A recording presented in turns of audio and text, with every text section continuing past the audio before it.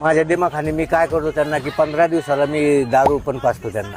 दारू दारू पण कोंबड्याला? हो, का की त्यांना दारू पाजल्यानंतर काय होतं की त्यांना एनर्जी भरपूर येते आणि खाद्य पण खातात ते जास्त आणि दारूमुळे? आजारी पण पडत नाहीत. माझा एक पण पक्षी अजून मेलेला नाही.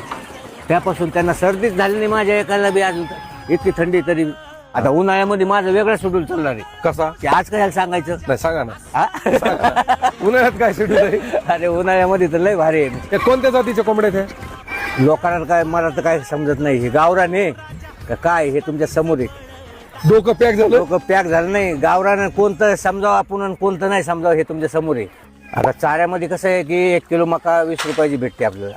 हं. ते मकापासून आपला 8 किलो चारा तयार होतो. 1 किलो पासून? एक किलो पासून 8 किलो चारा होतो. हं. 8-10 दिवसात तयार होतं ते. हं. तर तसं शेड्यूल चालू केलेलं आहे मी. 20 गुंठ्यामध्ये आहे गावरान. 20 गुंठे हे? 20 गुंठे. आता किती पक्षी आहेत आपल्याकडे? माझ्याकडे हे 2000 पक्षी आहेत सध्या. 2000? 2000. अच्छा.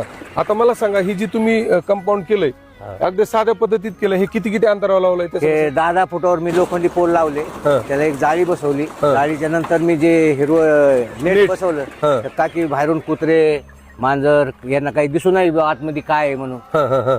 तर त्यामुळे मी ते नेट लावलेलं आहे ते. बाहेर बी छान पद्धतीत शेड केलंय, ह्याचं कसं? बाहेर बी हा मोकळं म्हणजे त्यांना फिरता यावा. हं. ह्या दिवसभर शेड बाहेर उन्हाचं त्यांना आतमध्ये बसायची सोय केली मी. त्याचं दिवसभराचं शेड्यूल कसं असतं? तुम्ही कसं चालतंय शेड्यूल? मी काय करतो की खिचडी जे बनवतो ना हे खिचडी खिचडी बनवतो कोंबड्याला ना, टाकतात? खिचडी बनवतो मी. माणसं जे खाते तीच खिचडी बनवतो मी. हं. तांदूळ बी चांगले आणून शनीत. हा. आणि सकाळच्याला ते काय करायचं की सकाळी त्यांना खायला टाकून द्यायचं ते. हं. ते 9-10 वाजता ते खाऊन शनी आराम करतात. ते पाणी बिणी पिऊन शनी एकदम स्वस्त होतं.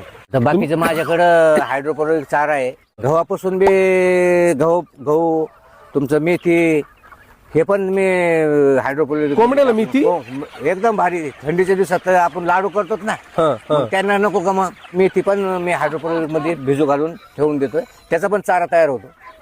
ते पण टाकतो ना मी त्यांना. पण तुम्ही आणखीन त्यात काय काय तयार करता? मी मेथी हं.